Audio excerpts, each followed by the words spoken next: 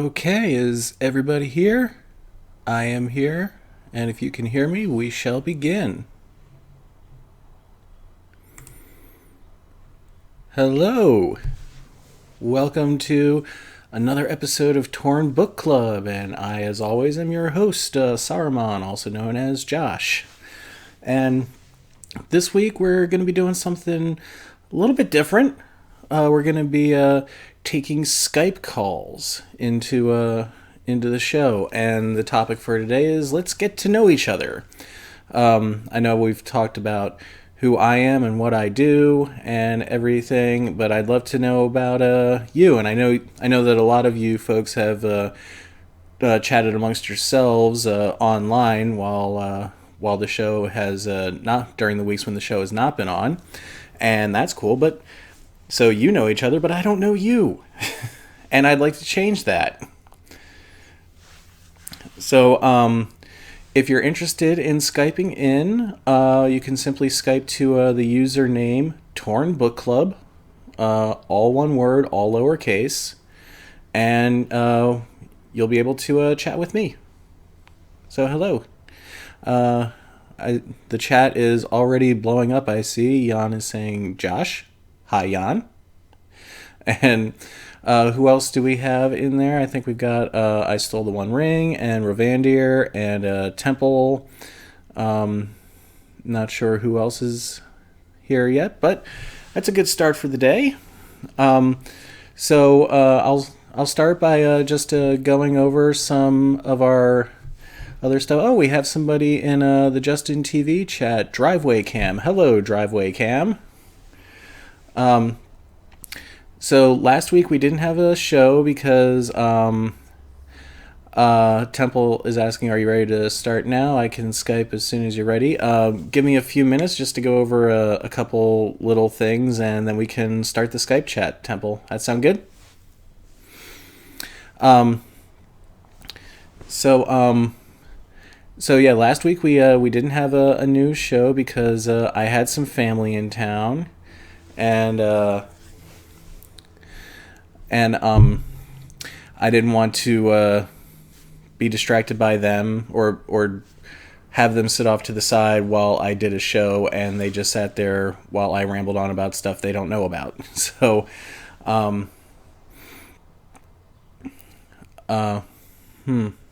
okay, Jan is having some weird chat issues.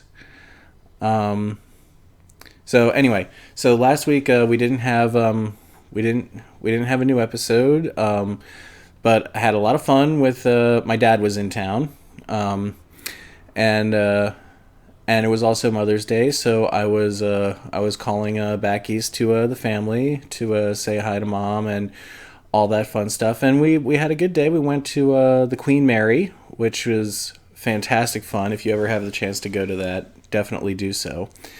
So I know over the last few months I have talked about some of the various things that I want to do for this show, but have yet to do so.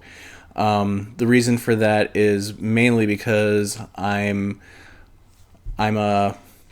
working on some very big projects in the Blu-ray world, a few of which you know and we've talked about, like Star Trek. I finished up another season of Star Trek. I've also been working on I Love Lucy, finished up the season for that, and then the one that has been taking up so much of my time since pretty much January was finally announced this week, so I can finally talk about it and let you know exactly what it is that I've been working on. And so here it is. I've been working on this, Twin Peaks, the entire mystery. That's both seasons of the show and the movie and deleted scenes and a whole slew of extras. It's a major 10-disc set, which I've been working on tirelessly for the last several months. So if you have been wondering why I've only been able to do just our weekly chat show here, that's why. It's going to be a fantastic set when it's done, but it is taking up so much of my time, and we're in the we're in the final push. It should be done maybe in a month or so, and then maybe when that's done, I'll be able to dedicate more time to doing the other things for this show that I've been wanting to do. Driveway Cam is asking, "Are you a critic?" No, I am not a. I am not a critic. I work on DVD and Blu-ray production, and I am the lead author on Star Trek, on I Love Lucy, and now on Twin Peaks. So it's a lot of production. It's lots of hours. I'm working 10 to 12 hours a day every day on this thing, and so doing this show every week is kind of like a nice little break in the pattern for me. So, but that's about all I can do right now. But hopefully in the next month or so that will change, and I can start doing other videos. I want to do pre-recorded, nicely edited dramatic readings of our winners from the Rewrite Tolkien contest. I want to do that Disneyland video, and I know we've talked about doing a Ringer Day in Disneyland at some point, but I don't know if anybody else saw this, but they just increased the prices at Disneyland today. Not by much, but significantly. It's now almost $100 just to get into the park for a day. So it's not a cheap endeavor, but I still want to put together at least a couple Ringer Days in Disneyland this year. We've done one so far, had a good turnout. I want to do a few more. So the other thing is, since this is the book club, this is Torn Book Club, we have our book of the month, and the book of the month for Jan is saying a few $1,000s to visit Disneyland for me. Yep, yeah, well, that's the flight would cost a lot from Denmark. Yes. So our book of the month for what month is this? May is Miss Peregrine's Home for Peculiar Children. I've read this and I absolutely loved this book, and I'm hoping that you will too. Since I've already read it, instead of reading this version of the book, I'm going to go ahead and start reading the sequel, Hollow City, and then we can discuss that either at the end of this month or at the beginning of next month. And so that should be fun. I'm looking forward to talking about this book. It's a really cool book. It's very inventive, and I think you'll enjoy it. So, with all of that out of the way, let's get to Skyping. I know a couple of you out there have opted to call in. And Eva is here and saying, "I'm really enjoying this book. Yay, I'm glad to hear it." So yeah, we got a couple people who have said they want to Skype in. So we're gonna try it. The lines are open, and we have our first. Looks like Temple is calling in. So let's.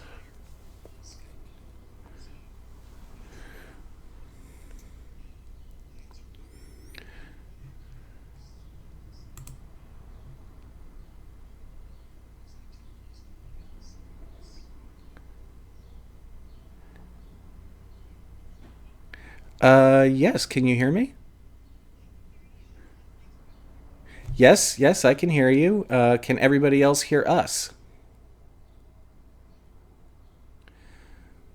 So, do you have the chat open on your side?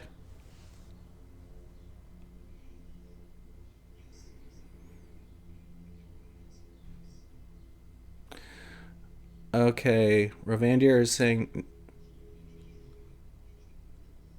yeah, I'm getting some double on my side too.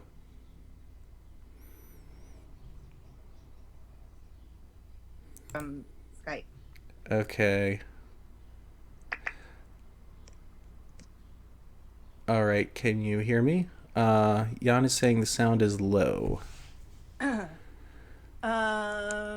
Let me see if I can prop up my computer because I have a laptop and It's sitting on something soft, so that might be muffling it a bit. Okay. Rovandir is saying there is sound of some sort. Okay, she can hear you now, or he or she. I stole the one ring is saying no, she can't hear. This could be our like computer testing. Yeah, this is our test. Uh, okay, Jan is saying the sound is working now. Um, Okay. because I can hear you on my end, I hear you completely fine. and I stole the one ring is saying now she can hear. Uh, Okay, that's a good sign. okay, I think Yay! I think we might have a winner here. Ding ding All ding. right.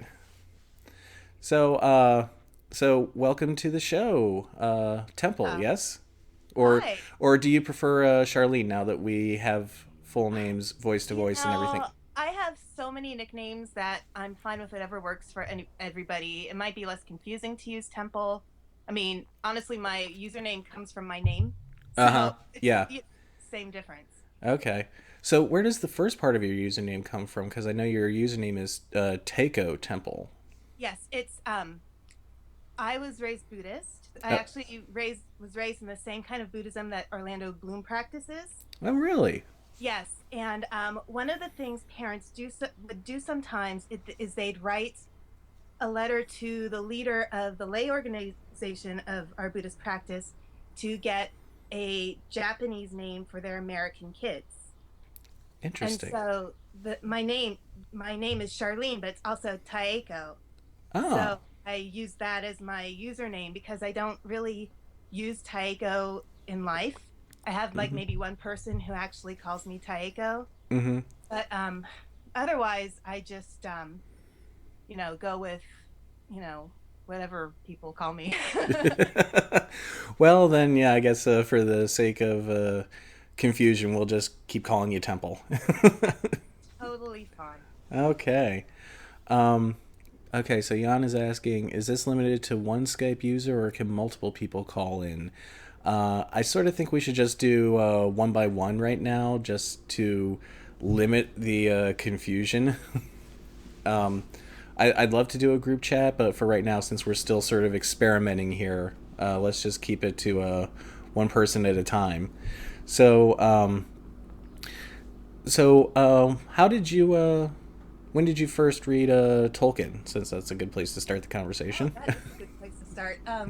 Embarrassingly enough, I started reading The Fellowship of the Rings when I was about 15 years old, and I stopped maybe a third of the way in. I got bored. At There's no first, shame in that. I did the yeah. exact same thing. Well, I think the thing is, while in the movie, the beginning kind of sequences of events happen so fast, like they get on the road so fast, it really takes about a year for them to get out of the Shire. And so Yeah. the beginning of the book, I mean, it really is like a lot of kind of slow buildup at the beginning before some like things actually really happen. So Yeah. Yeah. yeah, and Yeah. then after the movie came out, I it's funny, I that day when it came out, I was on a really bad date with somebody from Craigslist, and it just went horribly wrong. He was one of those people who's really nice but really insecure. Mm-hmm. And like we were walking downtown San Francisco, and he said, I'm scared of homeless people because I'm afraid they'll jump out and pull a gun on me. Oh And dear. first of all, like homeless people, if they have a gun, they'd have to buy the gun, first of all, with what money? Yeah. And if they had the gun, they'd have to buy bullets with what money? It So it it's sounds like somebody has watched too much Batman. yeah. Are you gonna mention Batman? I was gonna throw a Batman joke in there somewhere. Jan said he wasn't gonna, but I did it.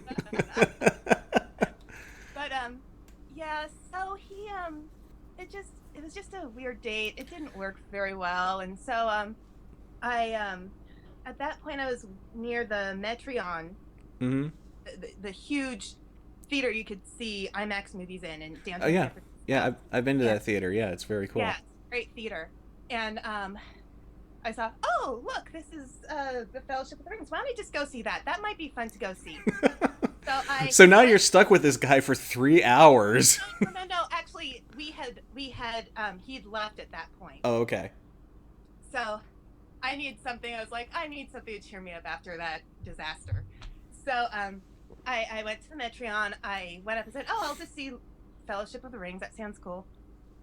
Especially since my mother and my father both really loved Tolkien. And Okay. when they first were married, they didn't have a television, so they read books to each other, and they read Lord of the Rings to each other and Sherlock Holmes. Oh, that is a great combination right there. Yeah, yeah. So to me, like reading to me is such a it has a little bit of a romantic thing to me because I think that's really cool to, share reading with people and everything. So I went in. So anyway, I went into the theater. I luckily got into the IMAX theater. I was totally not expecting that. And I sat in and watched the movie with my jaw wide open the entire time. and Nice. and part of it was because my dad had spent time in New Zealand when he was in the Navy, Oh and he wow. loved it there. And not to bring up something sad, but this past Thursday was the anniversary of his death. Oh, And oh, I'm so, sorry.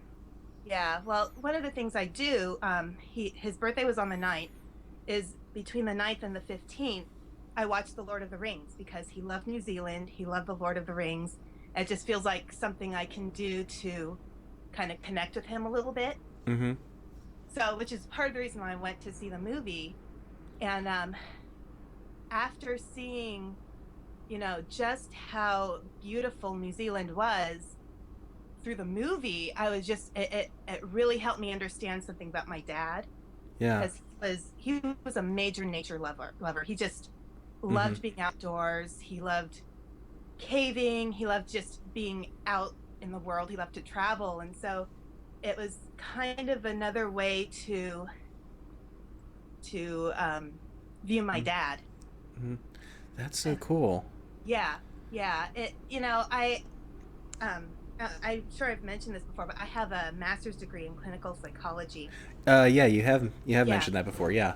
And sometimes with grief, it comes back, you get kind of anniversary symptoms. Yeah. And Yeah. sometimes you don't really realize it, but sometimes on certain times of the year, you can Mm-hmm. start feeling kind of um, uncomfortable or sad or just you're not feeling right.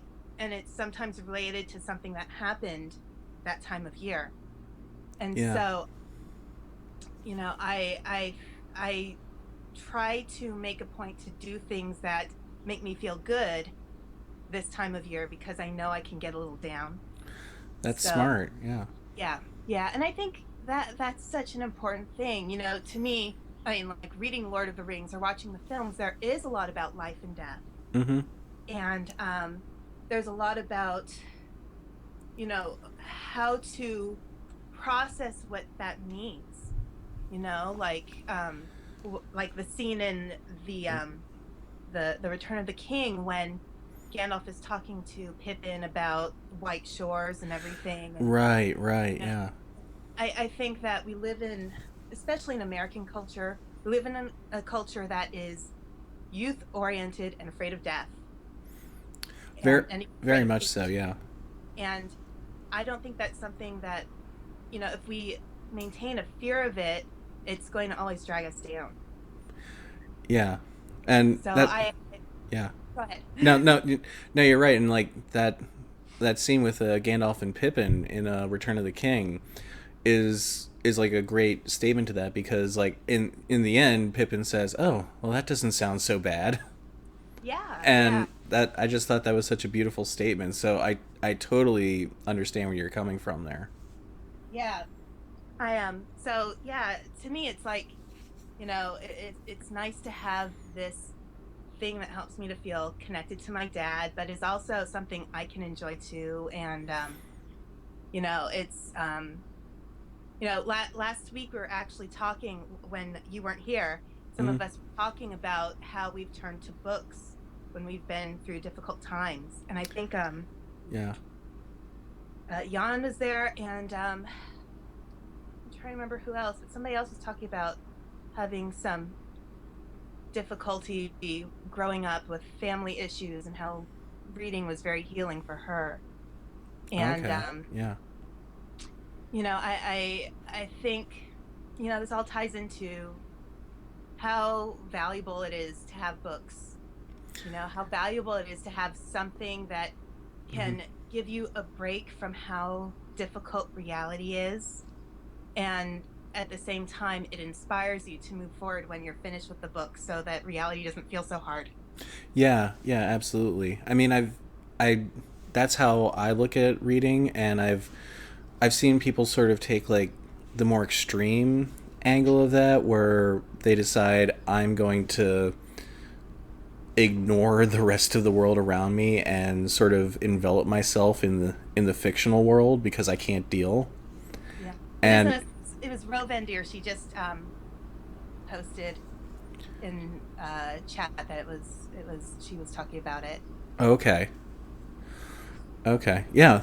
I mean, I definitely love books as a bit of an escape, like when you're stressed. But I like the idea of like it helping you to return to your world just a little bit stronger, a little bit more level headed, getting whatever was getting you down out. Yeah. And Yeah. books are incredibly powerful that way. Like my experience with Lord of the Rings was a lot like that. I mean, like you, I read it when I was about 15 or 16, and it took several attempts for me to get through it because, yeah, the first half of Fellowship just drags on and seems to go nowhere. Yeah. As much as I love Tolkien, my God. But I mean, once I did, like, I was having some very powerful self confidence issues, as all teenagers do. Of course. and one of the things that I really loved doing from about the age of 10 was writing stories, but I had just like this crippling uh, confidence problem of like, I am no good at this, so why even bother? Yeah. And reading Lord of the Rings really kind of exploded my imagination, and I got all these ideas, and I thought, I can do this, I can write these stories now, like I understand things now. Yeah. Like, it sounds weird, but that was kind of like what helped me to get over that hump back Yeah. then. And Tolkien's writing, I mean, he had a lot of different ways of writing. Mm-hmm. Yeah. Lord of the Rings is very different from The Hobbit, which is very different from Leaf by Niggle. I Right. mean, he didn't just stick to one very specific way of writing. Yeah. And I And think that's what's part of what's really cool about reading him, is that sometimes if one thing that he's written doesn't resonate with me as well, I know something else might. yeah, It's yeah. it's like I actually really loved his um Tales from the Perilous Realm. I I haven't don't know read if that you've read one. that book. It's a collection of some of his other stories. Okay. Um, some There is a section with some poetry about Tom Bombadil in it. But I Oh, also have Leaf by Niggle and right. Roverandom, which I loved Roverandom because it's a story he wrote for his kids, Yeah. and one of the characters he has in the story is a sand fairy called a Samiad. Okay. And around that time that he was writing, there was another writer named Edith Nesbit who wrote children's books as well, Mm-hmm. and she wrote a story about a Samiad. And I've read that um, he might have been influenced by her with that Interesting. story. Huh. But it's a great kid's story called Five Children in It that Edith Nesbit wrote that I just loved as a kid, and that's kind of one of those good stories to like good chapter books for families to read together. Yeah. It's really great. It's about some kids who are on vacation at a house in somewhere in England, and they're kind of left to their own devices. And Hmm. so there's a sand pit, and they go and start digging in the sand pit, and they find this sand fairy who gives them a wish every day, but the wishes always go wrong. Like, and they kind of realize that what their wishes are doing is showing them that they should appreciate what they have Yeah. rather than try to get something better than what they really have. And the wishes all end at the end of the day. Oh, interesting. Well, So that sounds a lot like the story of Rover Random. yeah, it's a really really sweet story, and she wrote several other books. But there's something nice about the writing for children around that time of Yeah. Tolkien and Edith Nesbit. Yeah. You know, kind of there's always kind of a sense of morality in it, but it's not necessarily preachy morality. Yeah. Yeah. And like with that, I'm thinking about like the Father Christmas letters now, Yes. because I mean those were written specifically for his children. Like they're even addressed to them, Yeah. and it's like it's this beautiful like sort of year by year adventure tale, but there always is like this very strong morality to it that never feels preachy. Yeah. And Rover Random also is definitely the same way. Yes, definitely. Definitely. It's very gently done, and Hmm. it's very accessible.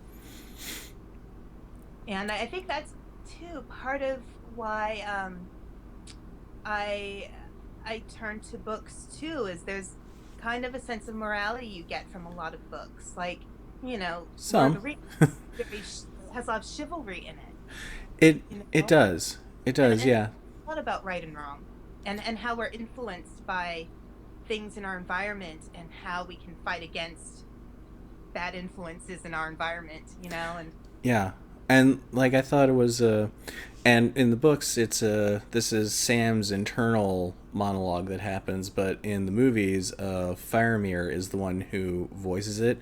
The yeah, whole idea of an enemy soldier that he sees dead and sort of wondering if he had a family, if he really knew that he was fighting for an evil cause or if he was just doing his job. yeah, And like that really sort of brought in this more moral ambiguity. Like not every enemy soldier you fight is evil at heart. yes, yeah. I think that's one of my favorite little bits out of the story, is just that understanding that just because somebody's fighting against you doesn't mean that they're horrible people. Right. It My mean it means that this is what they're doing the same way you're doing what you're doing. Yeah, I have a pretty illustrious American family tree. I have ancestors who signed the Declaration of Independence and No fought way. in the Civil War. Yeah, my grandmother was the genealogist for the Lee Society of Virginia. Mm-hmm. I'm a direct descendant of Robert E. Lee's father.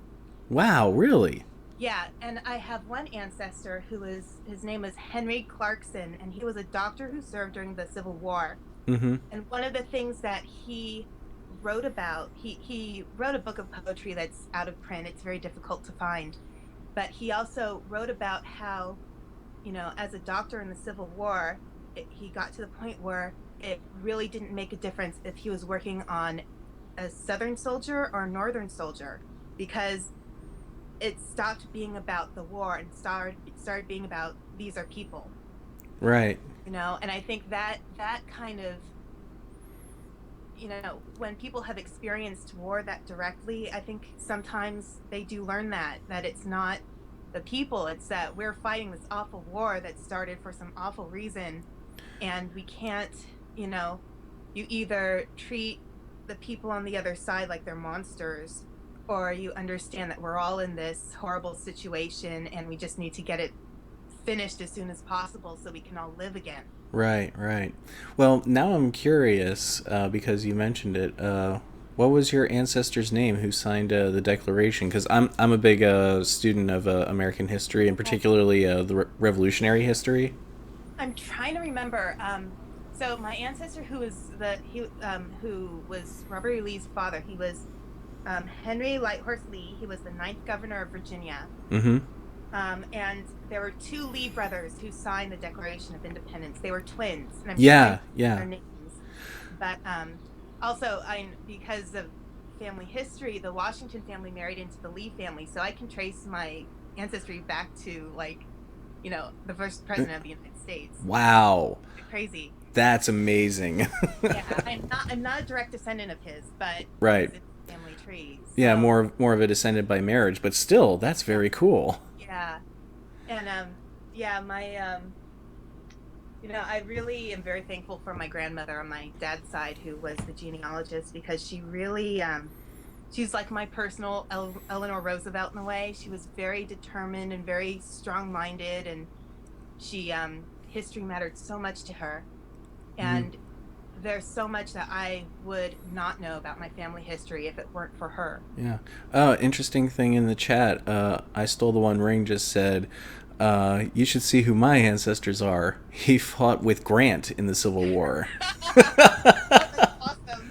Yeah. That's great. It's funny because I think about the Civil War, and I know my ancestors fought on my dad's side, fought for the South. Yeah.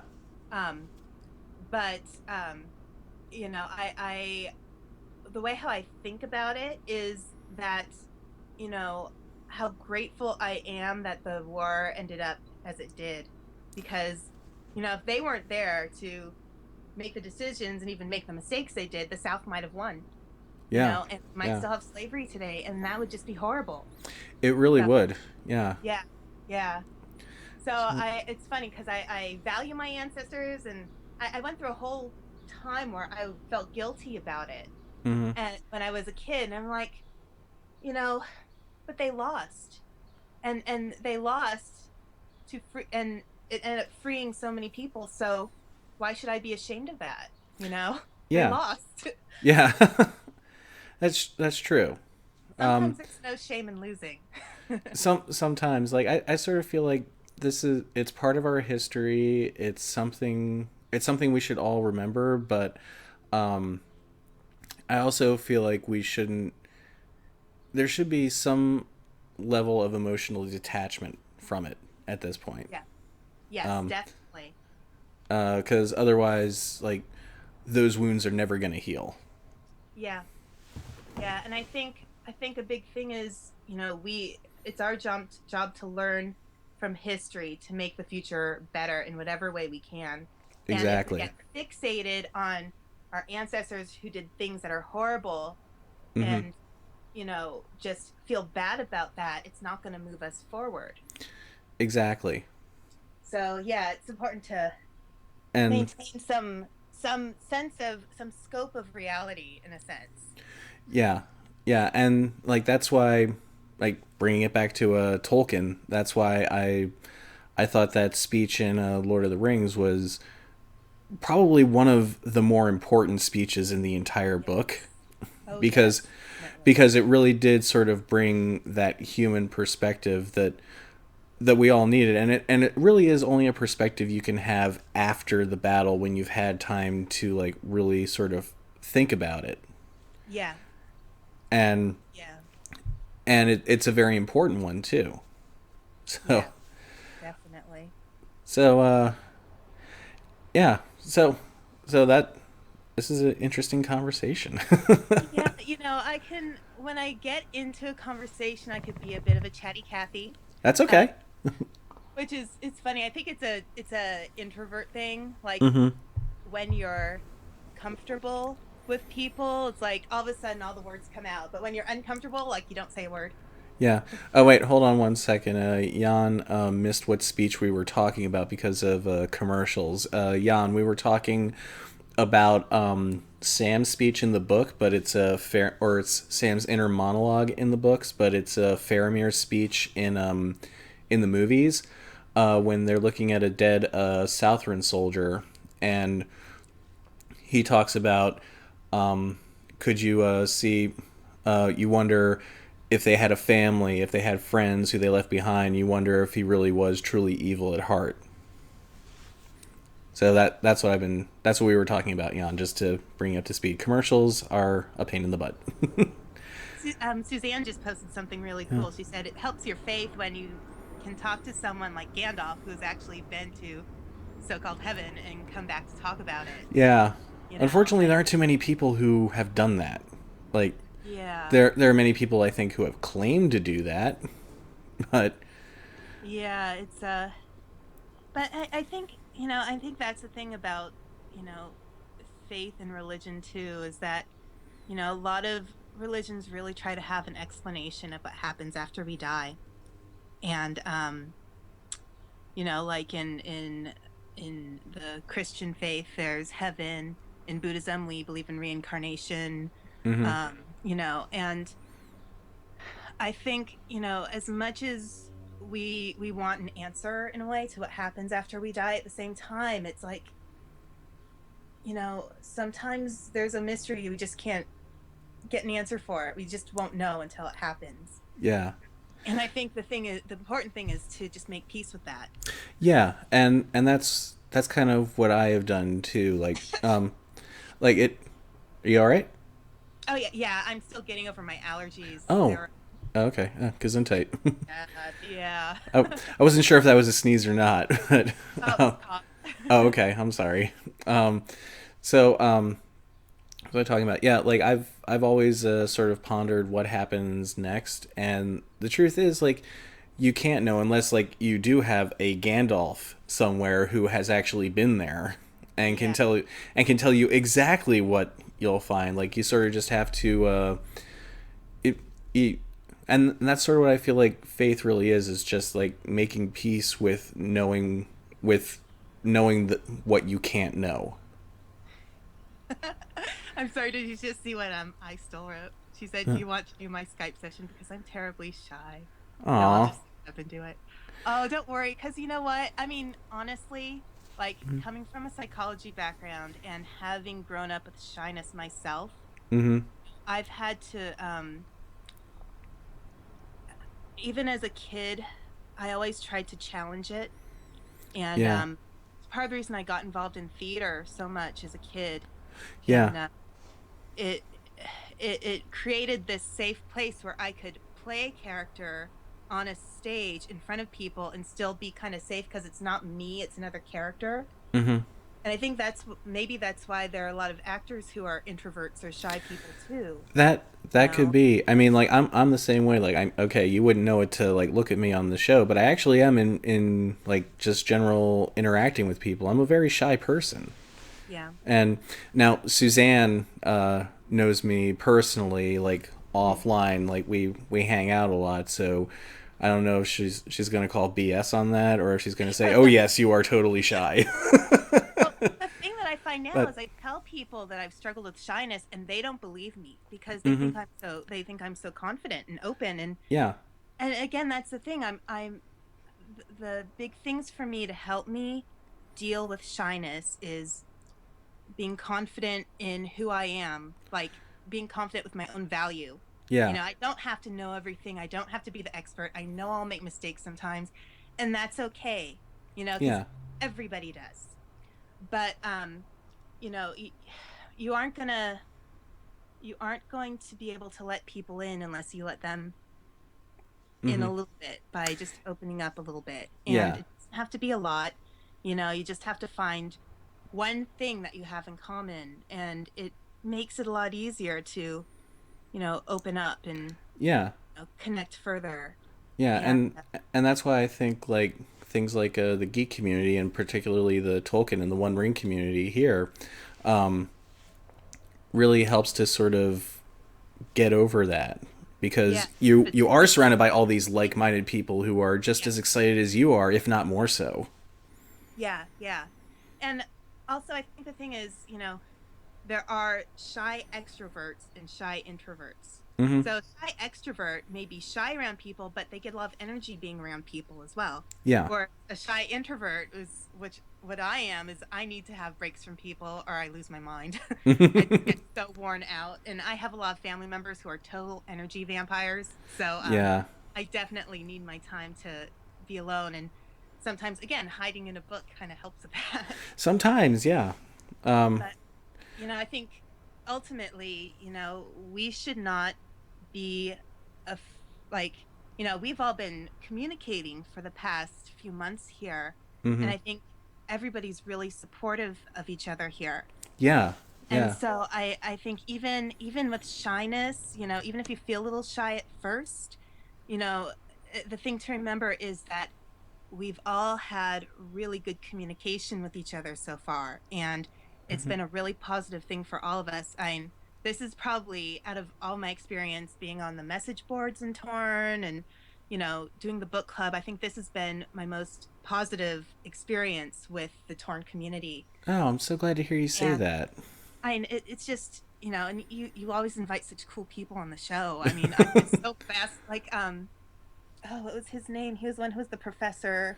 Oh, Uh, Thomas, yeah. he was awesome. He was so cool. I really just was, Yeah. I, being an academic myself, that kind of appeals to me. But but I think it's just, we've had such a wonderful rapport with each other. Yeah, that's why I really do like doing this show because like we don't have many recurring people coming back every week, but those who do are just very very cool people and very very welcoming and very intelligent.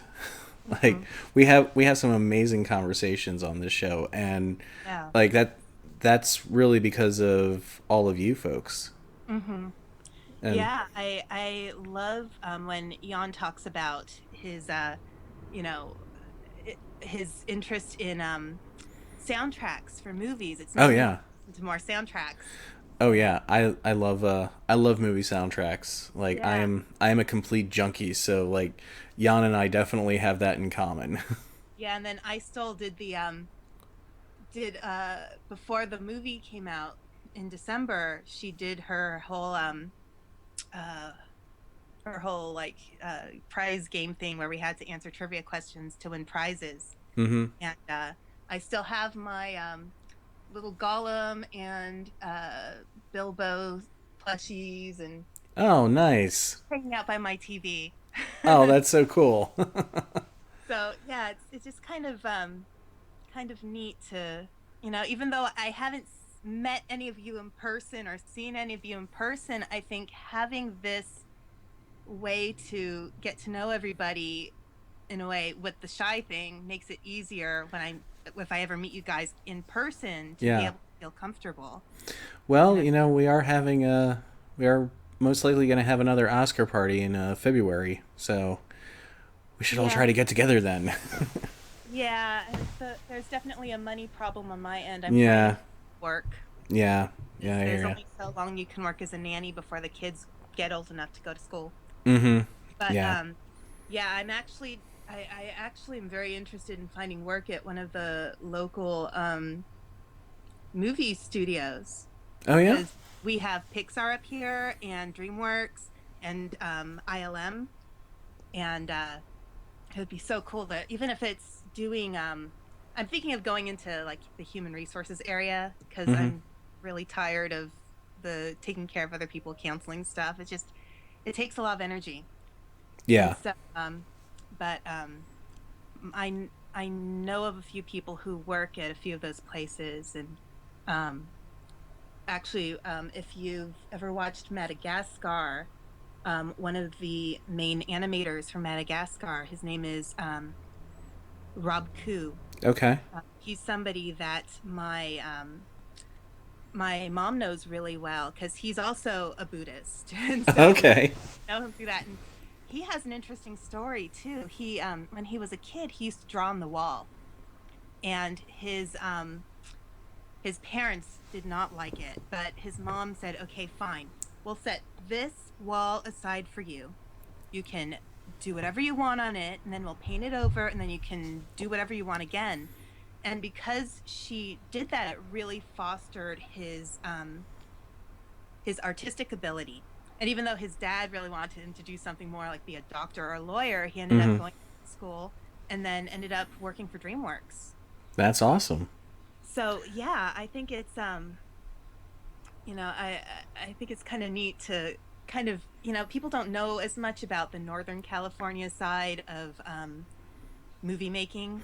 Oh, I do, but yeah. You do. Well, yeah, especially if you're into Star Wars and you know about George Lucas Oh and yeah, oh yeah. everything like that. But And Pixar is up there too. So yes, yeah. My sister-in-law works for Apple, and employees of Apple sometimes get to take their kids to previews of Pixar movies because they have that connection through Steve right, Jobs.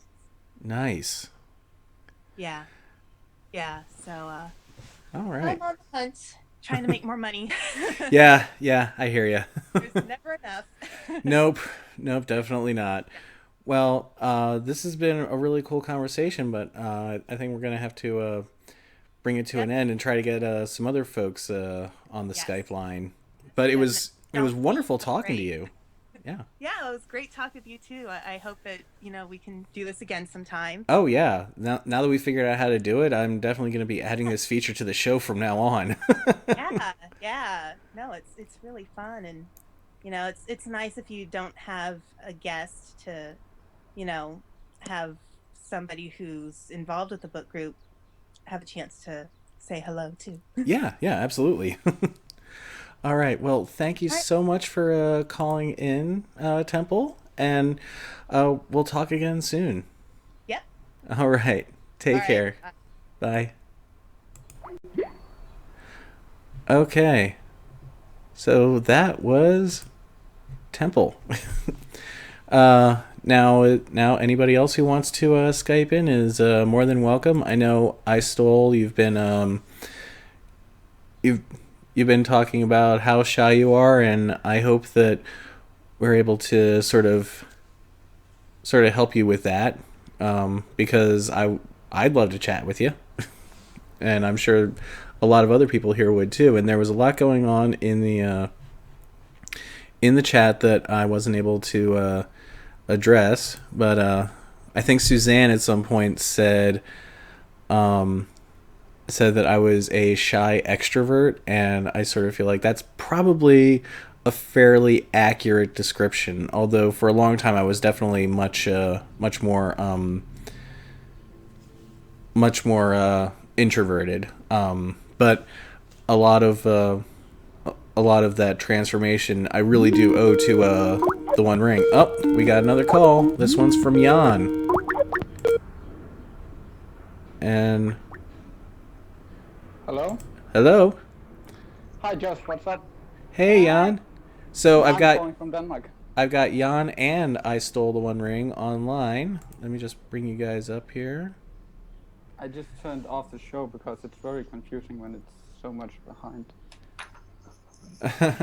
Yeah, it can be a little bit. So you both are on, Jan and I Stole the One Ring. So, should we do a little introduction or something? Hi.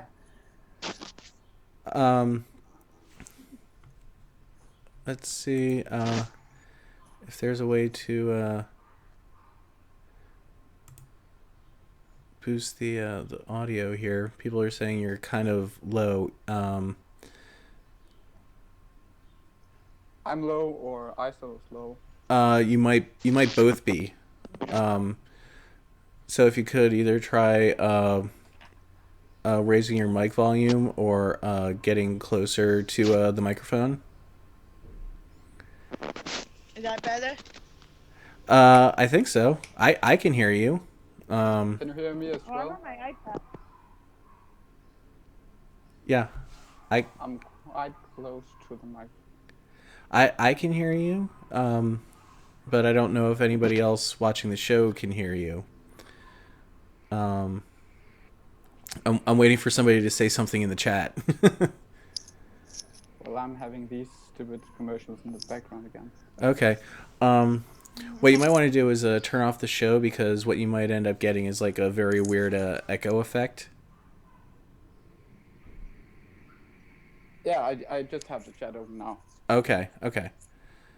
Well, should we do some... Yes. short Let's something? let's get talking. Well, my name is Jan. in Danish, it's actually pronounced Jan, but it doesn't seem like anyone can actually say that. So I think Jan is cool. Okay. I think you should tell Cliff how to say my name because one day on Tuesday he was trying to pronounce it and it didn't go very well. Oh God, how did he say it? He kept saying something like Jan Nikolaisen, Jan Nikolaisen, something very weird. Okay. So it's Yen, not Jan. I guess yes, but Jan sounds more cool, so you could keep saying it Okay. like that if you want. All right, cool.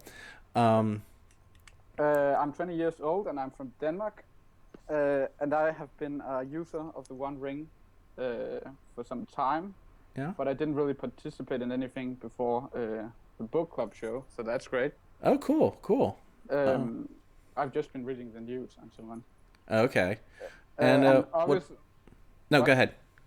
Obviously, I love books, but as you've probably guessed, I'm more of a movie guy. Yeah, I've been picking up on the subtle hints. Yeah, I'm a big fan of Peter Jackson Tolkien movies, and I'm a big fan of Christopher Nolan. So sometimes when I'm talking about Batman all the time, it's actually a bit confusing because I doesn't care about Batman. I just care about Christopher Nolan. So Well, speaking of Christopher Nolan, have you seen the trailer for Interstellar that hit yeah, yesterday? I went to see Godzilla a few days ago, and the trailer came up, Oh, nice. and I'm very excited about the movie. I Yeah, think it's going to be as big as Inception, perhaps. I hope so. Like I'm very intrigued by it. So since and I stole the One Ring is on here too. Hello, Hi. hi, hello. I See? stole. Can, Hi. can you hear us all right? Yes, I can hear you.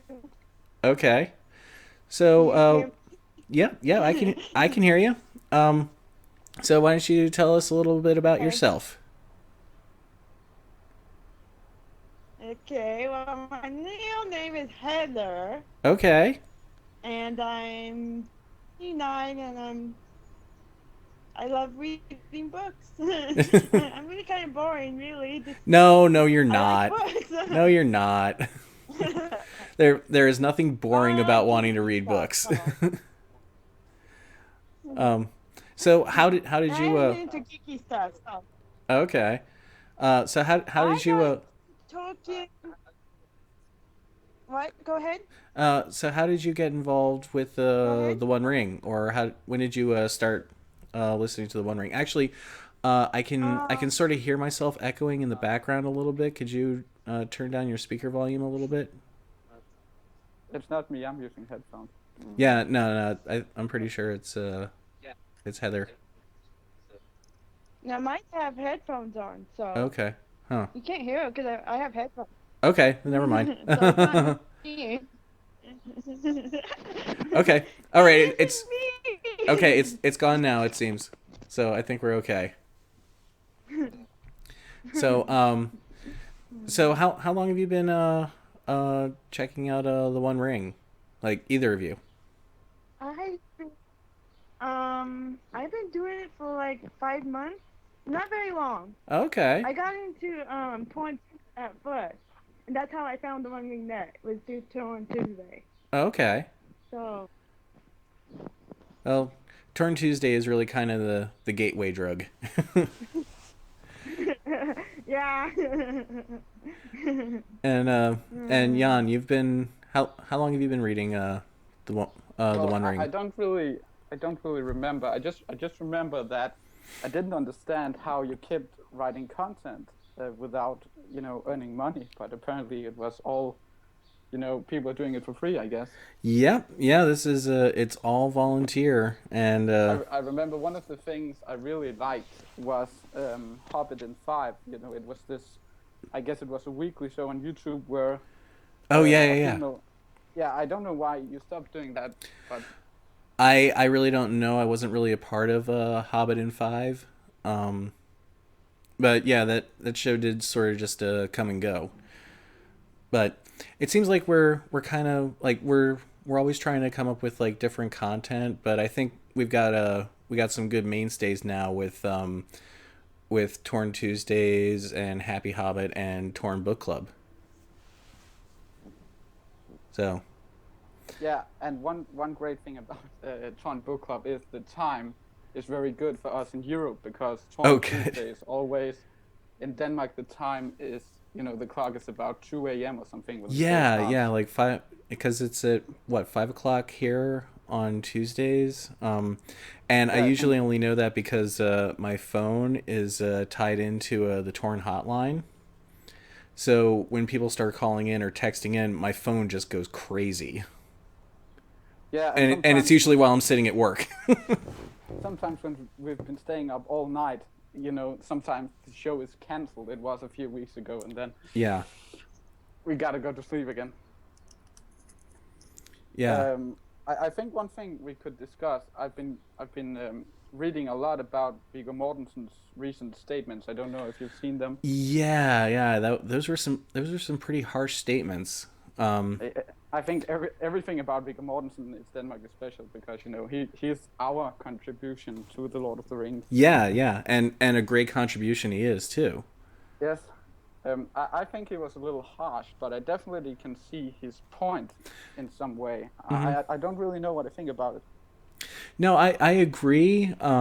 Like stylistically, I do feel that the Hobbit movies feel more Hollywood like.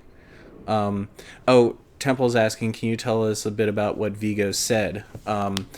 Basically, Viggo Mortensen said something along the lines of Peter Jackson is becoming the new George Lucas, who is sacrificing substance for style with the Hobbit movies. Which, while I feel like I agree it's not inaccurate, I feel it is kind of harsh. Um, like, because there definitely is a stylistic difference between the Hobbit movies and the Lord of the Rings.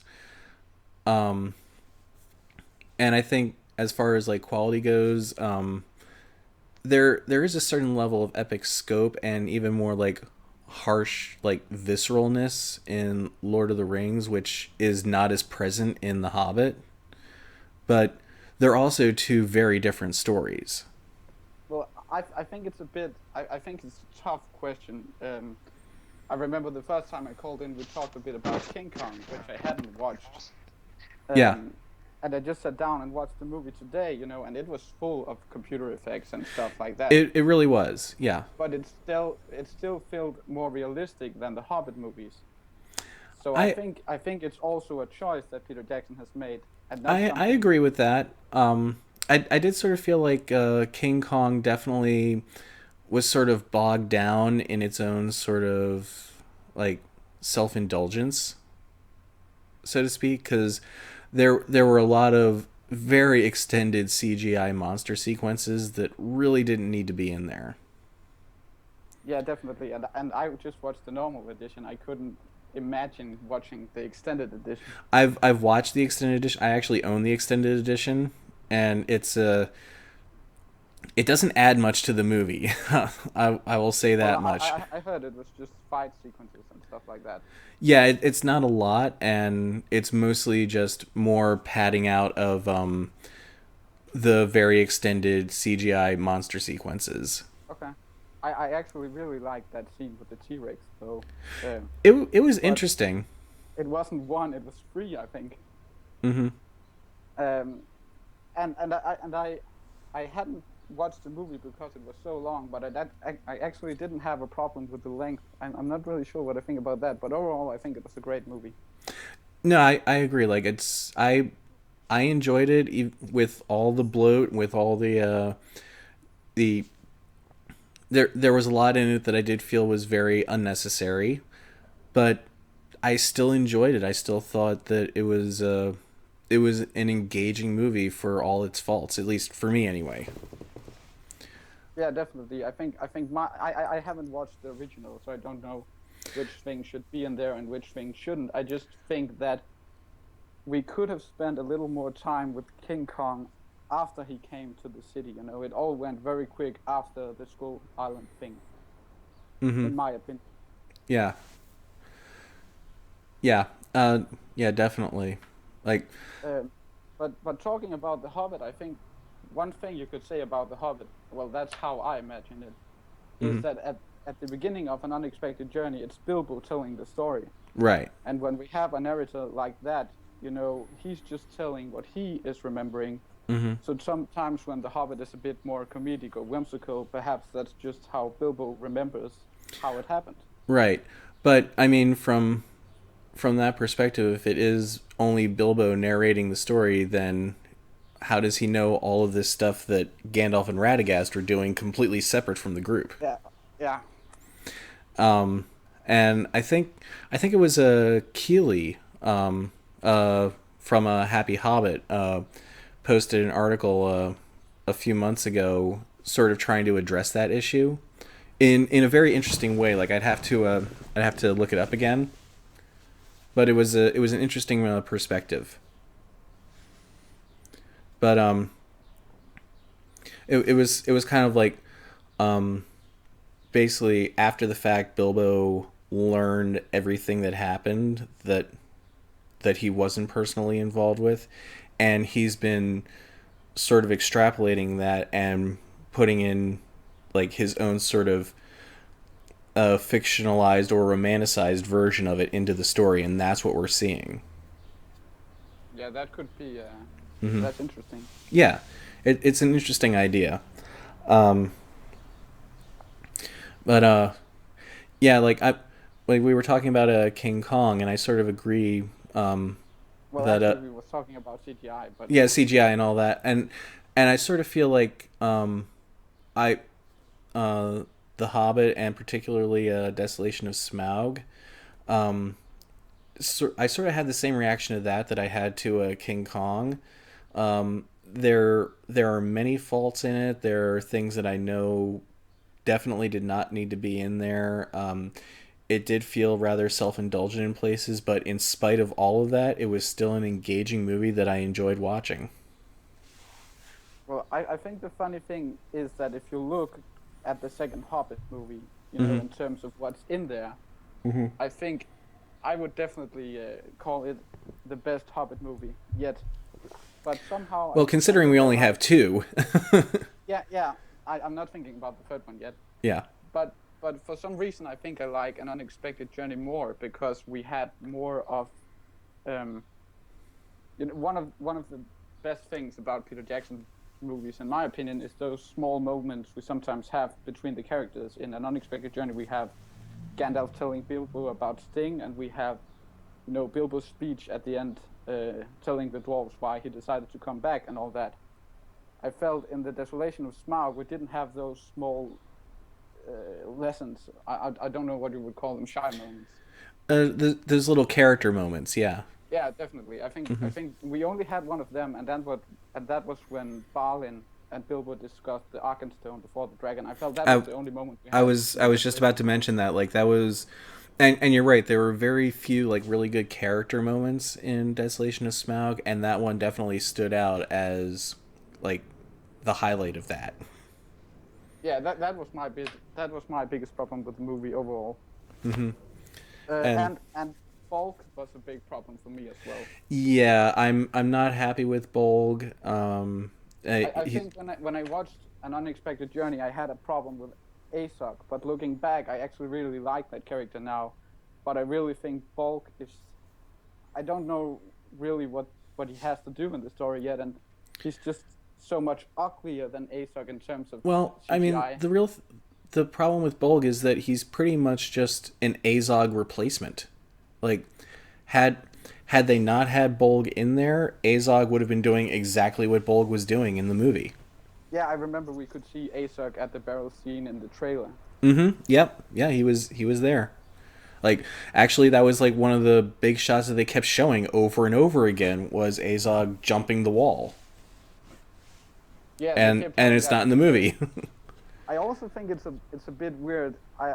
It's some time ago since I read the book, but I remember Thorin had a bow in the book, I think, and he shot an arrow over the sea or something. I don't remember the details.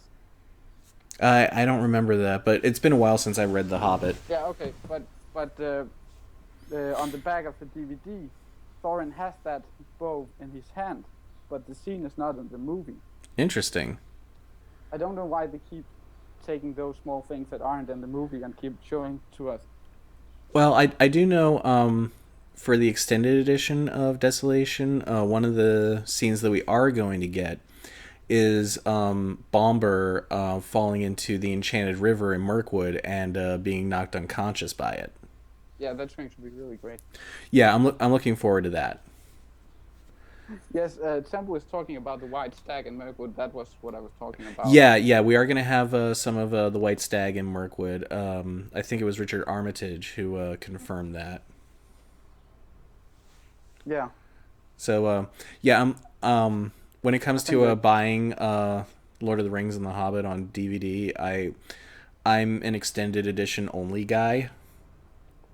So I haven't even bought the theatrical Desolation. I'm waiting for the extended edition, which is probably going to be in November or something like that.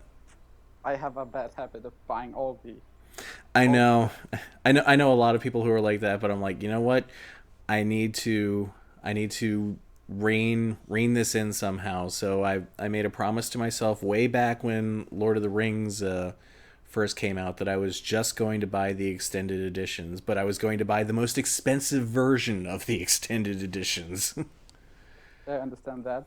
I still think An Unexpected Journey, and we've discussed this before, I still think An Unexpected Journey was already an extended edition when we got it, if that makes sense.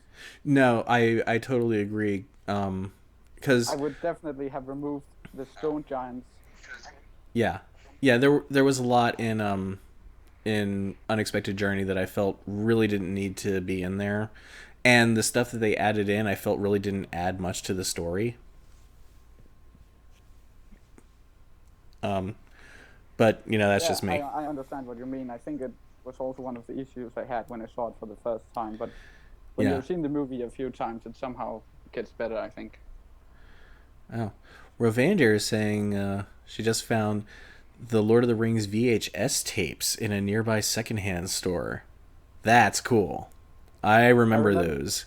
I remember the good old days with the VHS tapes, because in Denmark, when you buy a movie like Harry Potter or something, that is actually dubbed into Danish. Oh, yeah. The characters are talking Danish. But back in the days, with the tapes, you couldn't buy an edition with both, so you had to choose which one. But yeah, I remember the VHS tapes because with Lord of the Rings, they were the double packs, because you couldn't fit the entire movie on one VHS tape, so they had to put it on two. And so it was like this really big, bulky thing. Sounds annoying. I liked it. Like it sort of like added like a bit of gravitas to it, because like only like the big important movies got the double VHS treatment. That was the extended edition. No, that was the theatrical edition. Oh, okay, because the extended edition has only been released on DVD, right? Right. Yeah. I think you're working with Blu-rays and DVDs every day, I suppose. Yeah. I think a very interesting question right now is what the future of discs are. Personally, I think it's very important that we have to wait a few weeks for The Hobbit to be released on discs. I don't understand why they would release it on iTunes before. It is a very weird time. The studios are actually very unsure of what direction things are going to go, or what is going to sell the best, if it's going to be DVDs or Blu-rays, or if it's going to be online streaming that sells better. And I mean, we had this big debacle with Star Trek Into Darkness, where they basically created a whole bunch of retail exclusive bonus pieces, and then spread it out over all these different editions that you could buy on iTunes, you could buy at Best Buy, you could buy on Amazon, and basically to get the full amount, basically to get all the extras for Star Trek, you had to buy the movie, I think, 5 times. I have seen all the funny editions of The Hobbit you've had in the US as well, with the Lego figures and stuff. Yes. In Denmark, we just have one edition because we don't have all the big stores. Oh, okay. But and also I think because when a new Hobbit movie comes out, I can't wait to see it. So I was actually looking at it on iTunes, and I Hmm. don't even think you could rent it. You actually had to buy it. So if I wanted Yeah, to see it that a few weeks and that's the before, I other would have to thing. buy it Like, twice. yeah, that seems to be the pattern that they've gone into is for a few weeks before the DVD and Blu-ray come out, you can get it online on iTunes or Ultraviolet or something like that, but you have to buy it. You have to purchase it at like $10 or $15, as opposed to renting it for say $5. Yeah, I And just then the think it's rental very. happens after the big DVD and Blu-ray release happens. I And just think it's a really sad thing. As a movie fan, I really want the disc. yeah, well, yeah, and I think most people want the disc. What most people really want is just like one thing that has everything that you're gonna want for this movie, like all the extras all in one place. Yeah, the extended edition. Yeah, and that's a um, that's why I like working on the titles that I do work on, because with Star Trek and with Twin Peaks and with I Love Lucy, what we've been creating are these all-encompassing complete collections in one volume that has everything you could ever possibly want or need. All the bonus pieces that were on the previous DVD release from years ago are all on there. Yeah, So you're not missing out on anything. And that's why I like working on titles like this, because I sort of feel like we're giving the fans what they truly want. yeah, Um, definitely. I'm um, sure we haven't seen the last edition of the Lord of the Rings, though. oh, probably not. I'm sure they will create some sort of mega edition in a few years, and then we're gonna have Well, all sorts of new I think documentaries. after the extended Battle of the Five Armies comes out, they're going to be doing the mega Middle Earth set that has all 6 extended editions plus some brand new bonus pieces. Yeah, Um, I just hope they won't go back and change the Ian Holmes scene in the Fellowship of the Ring. I don't want that to happen because then it why would would be they like change Star that? Wars. Well, there have been some discussion about it. I don't think Peter Jackson would do it, but wasn't that what they did in the Star Wars movies? Well, yeah, I know that was dumb in Return of the Jedi, but what I haven't heard about this one about changing Ian Holmes scenes in Fellowship. I read an interview with Peter Jackson, and he said that if they would ever do it, he will still let the old edition be on the market, so you can buy both. Okay, but I mean, what would they change? They Like, would put Martin Freeman in instead of Ian Holm. In the prologue. oh, oh no, no, no, no, no, no, no! I am totally 100% against that. I just think if they ended up doing that, then perhaps Peter Jackson would also look at other little things he could change as well, and then I think it Yeah, would be out of control. exactly. Like, for the like you mentioned Star Wars and how they replaced or they put Hayden Christensen in as the Force Ghost at the end of Return of Yeah, the Jedi. Lucas was even going to go one step further and reshoot the Darth Vader side of the big unmasking scene in Return of the Jedi with Hayden Christensen in makeup.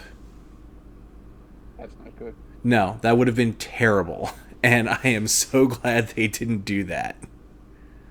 I really think they should have kept it 6 movies. I know that Disney has bought the rights now, and I actually think it's going to be really interesting. But that's just because I think they destroyed the franchise a long time ago. Yeah, I mean, I'm gonna go see episode 7 when it comes out. That's a given. I just am not holding out very high hopes for it. Well, I actually think it's going to be really interesting. I think it But could be interesting. I I am confident it won't be as bad as the prequels, but I don't think anything will ever be able to top what we had in the original trilogy. yeah, the funny thing is just that I grew up with the prequels, so I actually don't hate them as much as other people. Okay, okay, that's fair. Um, I think the third one is actually a really good movie. I understand why you don't like the first two ones. What's that? I think the third one is a really good movie.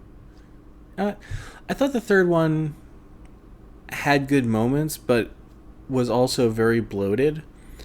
Particularly with the final lightsaber duel with Anakin and Obi-Wan.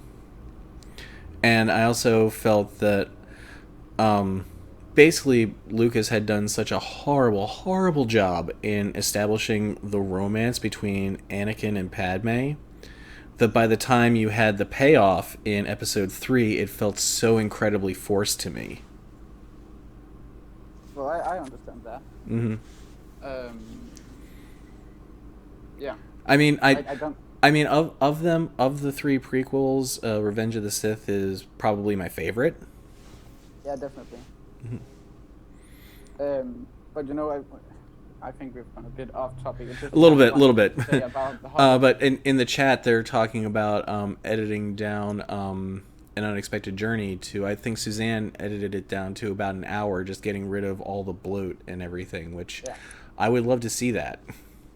I would love to see that as well, but I'm just the kind of guy that has to watch the edition that the directors wanted to make, if that makes sense. No, I agree. And the real edition will always be the right one to me, because otherwise it wouldn't be Peter Jackson's vision. Right.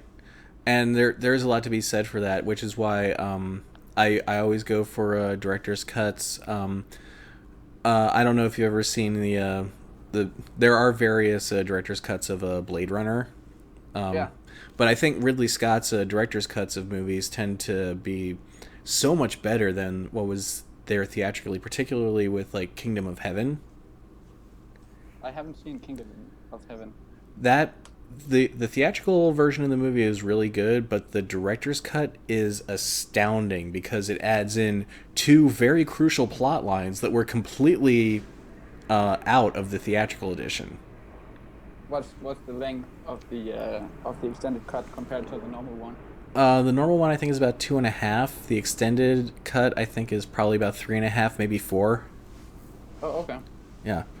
I was just looking the other day at Watchmen, which was directed by Zack Snyder. Right. I wasn't really a big fan of that movie because I already thought it was too long, but apparently there are a director's cut and I think it's called an ultimate cut, and I couldn't imagine that movie being any longer than the normal version. Yeah, I've seen the extended cut of Watchmen, and honestly, I didn't feel it really added much to it, unless like you were a big fan of the comic books and were longing to see in the movie certain scenes that were not in the theatrical edition. Yeah. A lot of people have recommended me to read the comic of Watchmen. The comic is amazing. It's one of the best comics, or one of the best graphic novels I've ever read. Which is why what they did with the movie I felt was so disappointing for me. I don't have anything to compare it with. I just think that usually Zack Snyder's movies are more about the visuals than the actual story. They absolutely are. I did like Man of Steel, though. I did not. Was part of it. I did not like Man of Steel, but we could because of the mayhem at the end. It's because of like Superman is a character who is supposed to be the good guy. He's basically Captain America. He is a guy who is just really good at heart. Probably because you don't like the last thing in the movie. Well, that part I was not happy with, but I was already disliking it way before we even got to that point. Okay. I just think it was an awesome moment because I don't know if I can reveal it, but if Superman doesn't do that thing, he would have a reason not to do that thing. The problem I have with that sequence is that there were many different ways to get out of that situation. The biggest problem I had with the movie was that they created a situation that had a very easy solution that did not require any violence, any destruction, or any death. Because basically what Zod wanted was to rebuild Krypton. He had the terraformer to do it. With Kal-El, he had the codex to recreate the species.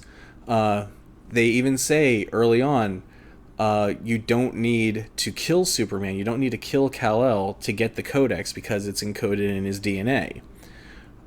And there are hundreds of worlds that are now empty that used to be Kryptonian colonies. He could have gone to any one of those. He could have terraformed them. He could have used the codex to create a new Kryptonian race and built a new Krypton. Hell, he could have terraformed Mars and built a new Krypton there. But And it would have saved us all of that. Yeah, I see what you mean. I just thought, too much action, too much Zack Snyder. Mm-hmm.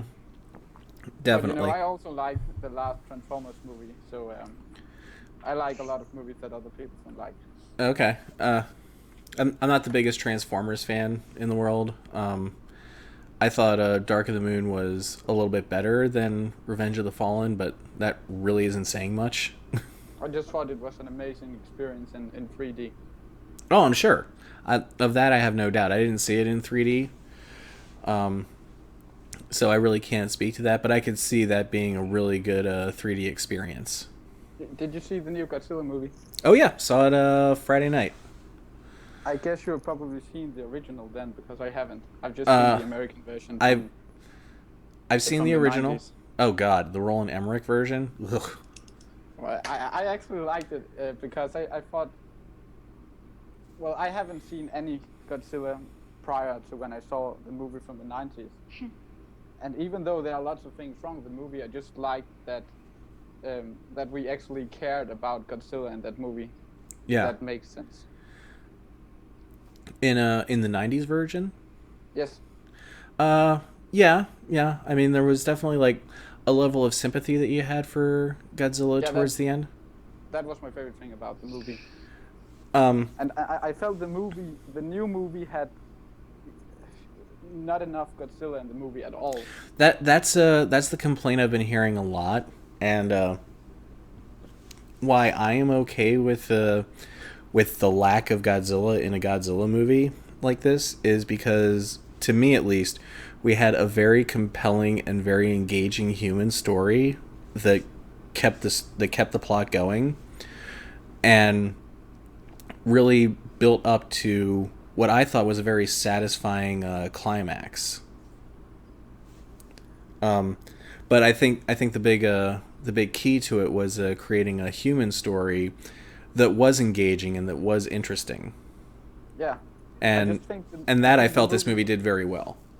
I think the movie was too much about going from one place to the next place to the next place. Mm-hmm. All the time, just chasing those big monsters, which weren't even Godzilla. Right, But one detail I really liked about the movie was that in the original, I guess, Godzilla was made from the atomic bomb, right? He wasn't made from it; he was awoken from it. Yeah, but I really liked the detail that in this movie they actually tried to kill him. I thought that was a really great thing. Yeah. No, I agree. And I like how they tied that in, and I like that they kept the theme of Godzilla is a force of nature that only comes to the surface when he's needed to restore the balance of nature. Yeah, he was pretty much a superhero in the movie, I guess. Yeah. And I mean, okay, yes, San Francisco is pretty much leveled by the end of the movie, but that's what happens. Yeah. Another major flaw I had with the movie, and it's probably just something that other people didn't have a problem with, was, do you remember the skydiving scene in Transformers: Dark of the Moon? Yes. I thought that scene was really well done, and the plane scene they had in Godzilla, I thought they really had some potential to do something like that in that movie as well. I agree. I sort of felt like it was too obscured. Like, I mean, we had a lot of shots from the perspective of the skydivers, but it was inside their helmets. Yes. So you didn't get to see it as much, and it was also very obscured, and maybe not to the extent of in the Transformers movies, particularly the first Transformer movie, where every major sequence, every major battle sequence is being shot from the perspective of the humans. So you have all these very low angles. You have things happening off screen.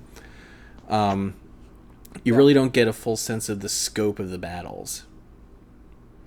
But I sort of felt like in Godzilla there was a lot of that, especially like in the beginning. But when it finally came down to the final fight between Godzilla and the Mutos, like they expanded the scope so that you really could see just exactly what was going on. Yeah, definitely. I also just keep comparing Godzilla to Smaug, and that wasn't a very fair comparison, I think. I don't know, but like we got invited to give our opinion, or Demosthenes, our staffer Demosthenes, got invited to give his opinion to the Wall Street Journal as to who would win in that fight. And obviously Godzilla wins. I think between the two, Godzilla would probably win that fight. Yeah, he was really big in the new movie. I stole the One Ring, just realized her couch is on the live stream. You just realized that? I thought that was on purpose. Because it's... I just realized that. I was just looking at it, I'm like, what? Because it's so beautifully framed. I thought that was totally on purpose. That's really funny. So I do apologize. I stole Jan and I have been talking movies, and you've been very very patiently just sort of sitting there. We should definitely do a show about comic books. I've been sleeping and you should...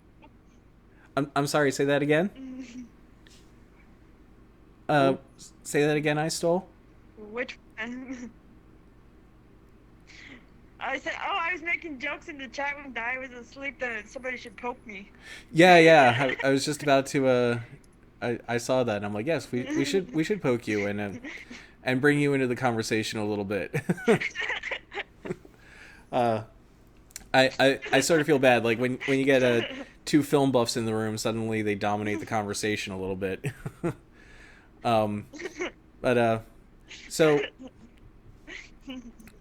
tell us a little bit about yourself, I stole. When did you first read Tolkien, or what got you into the books? When about the time the Lord of the Rings came out, my sister saw the trailer and she's like, "Oh, I want to see that movie." And Okay. we didn't even know it was a book until our grandmother told us. She's like, "You know, you do realize that's a book," and we're like, "Oh, it's a book?" So we had to get the books, and that kind of just got us into Lord of the Rings. So you have read the books now, yes? Yes. Yes. Okay. Yeah, Okay. Good. we Good. read about the time the first movie came out. Okay. Once we Okay. realized that it was a book. That's okay. I know many people who were into the movie who didn't realize it was a book at first, and I have many friends who like to scold those people, and tell them, you didn't know it was a book, how dare you? And I say, I'm more of the attitude, you didn't know it was a book? Let me show you what this book is and how wonderfully life-changing it is. Yeah, But- I'm kind of like that now too, because with Game of Thrones, it's like the same way my stepdad got me into those books. Those are good books. They did the show, so like when people say, "Oh, Oh yeah, I've had people actually scold me because I talk about like how much I love the show, and then they say, "Well, you should read the books," and I tell them I have read the books, and I still like the show. It is possible. Yeah," I'm like, I just encourage people, like, you get more if you read the books. You should think about reading the books. But Yeah. people are like, do school people. It's like, just relax. If they want to read the books, let them read the books. Yeah, I only can suggest them to read the book. exactly. Like I would rather encourage than scold. Yeah. But so you're into Game of Thrones now? Have you read all 5 books, or are you Oh still making yeah. your way through them? Okay. I read all 5. I finished them I'm probably. I finished the 5th book a few months ago, so now I'm with everybody waiting for the next book. And I guess I should just start reading the first book. Uh, I don't know. These books are so dense that by the time you get caught up on book 5, book 6 might already be out. Okay. I just It's think possible. everyone has been talking so much about Game of Thrones that I've just been ignoring it on purpose, I guess, because it just seems like something everybody is watching right now. So It instead, I started watching Agents of Shield instead because no one is watching that, Oh, I loved and I Agents of actually really Shield. like that. Oh, I love it. I have a lot of I friends who. watch it. What's that? I watch it. Yeah. I have a lot of friends Yeah, who I watch it in the shield. yeah, yeah. I have many friends who were watching it and then sort of gave up after the first few episodes because they Yeah, felt it was I not did that going as well. anywhere. But I stubbornly stuck with it, and the payoff was totally worth it. Yeah, definitely. The final arc, the final Hydra arc that began after Captain America came out, just brought the show to a whole new level, and now Yeah. I am so on board for season 2. I cannot wait. I think the funny thing about this Marvel universe is that I remember when I saw the first Iron Man and I thought it was amazing. Mm-hmm. And then I watched the other movies. I didn't really like the first Captain America movie. Well, I liked the first half of it, but I didn't like. I'm not sure. I just didn't think it was as good as some of the other Marvel movies. But I really liked I can see Thor. that. Yeah. And then the Avengers came, and I just thought, how can they ever create a superhero movie again without all the heroes in one movie? And then Iron Man 3 came out, which I think was a little bit disappointing in some ways. Maybe a little bit. I guess it depends on what you were hoping for in the movie. Yeah. I sort of felt but then, I felt the ending was kind of a mess, but up to that point I was really digging it. yeah, and then the next Thor movie came out, and I know a lot of people haven't been liking the Thor movies, but I really like them because they're expanding the universe very much. Yeah. I And now, liked Thor 2 a lot more than the first one. okay, 'Cause I don't agree with that, but I thought the second one really sort of helped to bring in the cosmic universe, which we're going to see a lot more of when Guardians of the Galaxy comes out. yeah, okay. I think my favorite scene in Thor 2 was that I guess we were all hoping for that Loki scene, which I won't spoil, but I guess you know what I mean by that. Oh yeah, and it's a fantastic scene. Yeah, and then Captain America 2 came out, and that was just mind-blowing. People Oh, are yeah. calling it the Dark Knight of Marvel or something. Oh, I definitely called it the Dark Knight of Marvel. Yeah, and they just keep topping themselves all the time. Hmm. Uh, Yeah, they really do.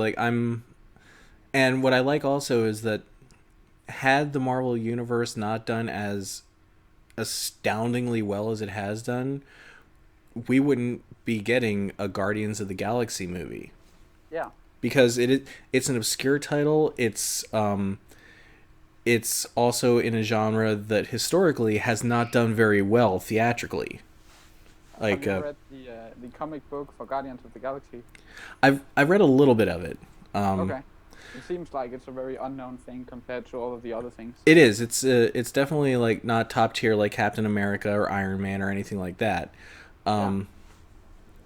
But it's very tongue in cheek. It's high adventure, but with a very snide sense of humor to it as well. Yeah. And my point was just that I think Marvel is doing something really amazing right now with all of these things. Yeah. I don't know what I think about that Agent Carter series. I'm all for it. started to make. I am 100% down with an Agent Carter series. Okay. I just saw an interview yesterday with the I actor am who too. plays. Mhm. I just saw an interview yesterday with the actor who plays Coulson, and he said that he were very much hoping for a time traveling episode, and I just can't see how that would work. You know what? I don't put anything past anybody when it comes to this, to the Marvel universe. And if we were to have Coulson time travel back to the 40s or the 50s and go on an adventure with Agent Carter, I would be in love. Yeah, would be There would awesome. be nothing wrong with that episode as far as I'm concerned. I also think it's annoying that just because Marvel is doing this expanded universe, that all of the other studios have to do it as well. Well, I understand DC feeling the pressure to do it, Yeah, but they're really playing catch up now, and yeah, I feel like that's gonna hurt them in the long run because it's gonna be too much too soon, which I think is what we're gonna see in this Batman versus Superman movie. yeah, definitely. And have you seen the new Spider-Man movies? I saw the first Amazing Spider-Man. I haven't seen the second one because I really didn't like the first one. Oh, okay. I think the first one was one of the best superhero movies I've seen, but I'm also a big fan of the director who did a movie called 500 Days of Summer. Okay, okay. One of the things I really liked about the first movie is that it was, just about it was just about one superhero, Mm-hmm. and we didn't have to worry about some big universe Right. outside the borders of the movie. Right. But that's a little bit of problem with the second, the new Yeah. The Amazing Spider-Man 2. Because it's Because got a lot of villains in it, doesn't it? Yeah, well, it has three villains. It has Electro, and it has the Green Goblin again, which we've seen in the other And movies. and the rhinoceros or the rhino. Yeah. Although it's a bit misleading because I think Rhino is in the movie for about 5 minutes in total or something. Okay. So that's more just a way to market the movie, I guess, so people are going to see it. Mm-hmm. But there are so many references and stuff that the movie is just simply too bloated, I guess you could say. Yeah. Well, I mean, that was the same problem that Spider-Man 3 had. Because you had Venom, you had Sandman, and you had Hobgoblin. Yeah. And it was all too much.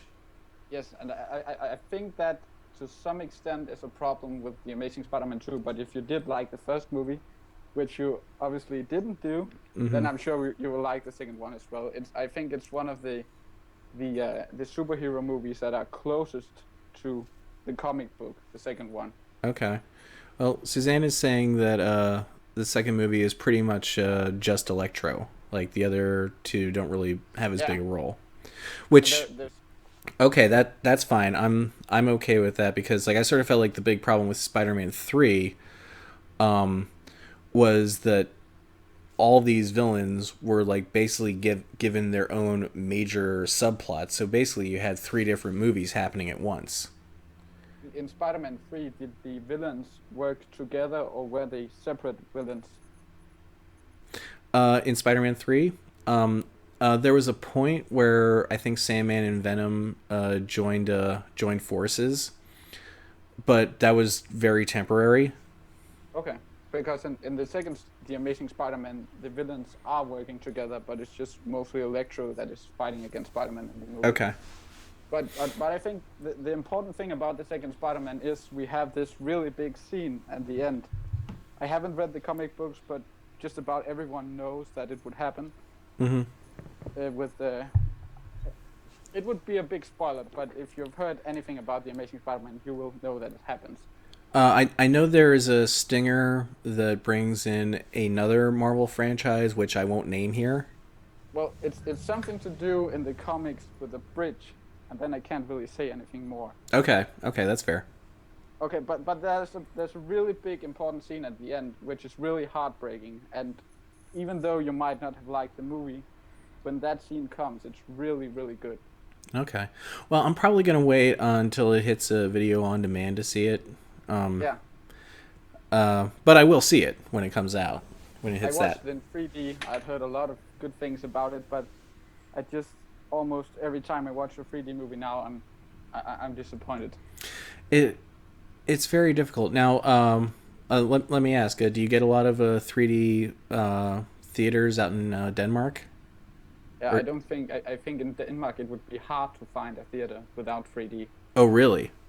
Yeah, and it's also hard to find a theater without 48 frames. You know, every theater has it here. Really? Yeah, and Wow. 4K resolution and all that stuff. So you I get all that, but you apparently don't have a lot of IMAX? Oh, we don't. Well, we have. I don't know what it's called, but we have a little IMAX. What's it called? We have a little IMAX cinema in the capital of Denmark, which is called Copenhagen. But it's very little cinema, and it only shows nature movies. Huh. I think the problem is with IMAX, you have a physical limitation of how much film you can put into the projector. Possibly, yeah. Yeah, and they have a limit of 60 minutes or something, I think, and that means they can't show feature-length movies. Oh, okay. Oh, so they're using an older IMAX projector then that hasn't been upgraded. But I've also heard that in the US, sometimes when it's an IMAX theater, it's actually a digital IMAX theater, which isn't as good as a real IMAX cinema. Is that right? It's kind of hard to tell because it's been a long time since I've seen Okay. like a genuine IMAX movie. The last movie I saw in IMAX was Desolation of Smaug at the midnight show. And I mean, all I could really say about it was that it was big. Like I didn't feel like it added anything to it. Okay. But can you see a difference between an IMAX movie like The Hobbit and then The Dark Knight Rises, which are actually recorded in IMAX? I probably would have if I had seen any of the Dark Knight movies in IMAX. I didn't, so I really can't speak to that. It's just that there's still a really big discussion going on about film versus digital cameras. Mm-hmm. And as a Nolan fanboy, I think IMAX is an interesting format. It is. One of my bigger regrets is that I didn't get to see Gravity in IMAX 3D. Okay. Because what I had heard from everybody who had seen it that way is that it was completely immersive. Like you felt like you were out there in space with her. Yeah. Definitely. Which would have been cool to experience. But I guess there's also a difference in the size of the image, right? Because I know that when you record in IMAX, you have an image which is a lot bigger in the height than in the length. Mm-hmm. Oh, it's the same case with a movie like The Hobbit, which was never really filmed in IMAX. Yeah, exactly. Okay. I stole the One Ring is saying that her hand cramped up. I'm sorry. I hope you're okay. But yeah, we have a lot of... my arm, I was holding the iPad and it cramped up. Oh, I'm sorry. We have a lot of great cinemas in Denmark, and we also have the biggest Dolby Atmos theater in the world. Oh, nice. I don't know how big it is. I have never been there. I guess it's about 2 hours in train from me. Oh, okay. There's a Dolby Atmos theater. I think like the only Atmos theater in LA is actually not too far from me. Okay. And so I've seen a couple movies in Atmos, and which is great. It depends on the movie. There are some movies that lend themselves to that immersive soundscape that Atmos can give you very well, and then there are others that just don't as much. I hope it would hurt. I hope it would work for The Hobbit because Peter Jackson has been talking a lot about it. Yeah. Now The Hobbit I haven't seen in Atmos. Okay. So I can't say. I've also heard that in the US sometimes you actually have to choose between 48 frames and Atmos because it's not in the same theater. Right. Because there is only one Atmos theater, so you're kind of stuck with whatever format they choose to put in that theater. Yeah. And Temple was asking. She was wondering what's easier in terms of editing, traditional film or digital. I can tell you from experience, because I've done both, digital is way easier. And of course, Suzanne brings up Atmos. Is that evil thing you attach to your car that ends up poisoning the planet in Doctor Who? Oh, Doctor Who references. I still haven't seen Doctor Who as well. Oh, Doctor Who's great. I don't think it's as popular in Denmark. It seems more like a thing in England, I guess. Well, Doctor Who is an institution in England. Yeah. But and it's becoming more and more popular over here in the U.S. I don't know how well it's doing in the rest of the world. But yes, Suzanne, when they first announced Dolby Atmos, I had the exact same thought.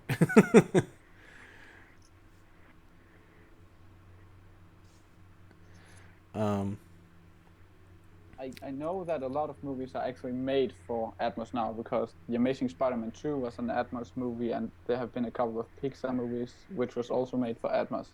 Okay, yeah, I did see Brave in Atmos, and it was definitely more immersive. Like, I will give it that.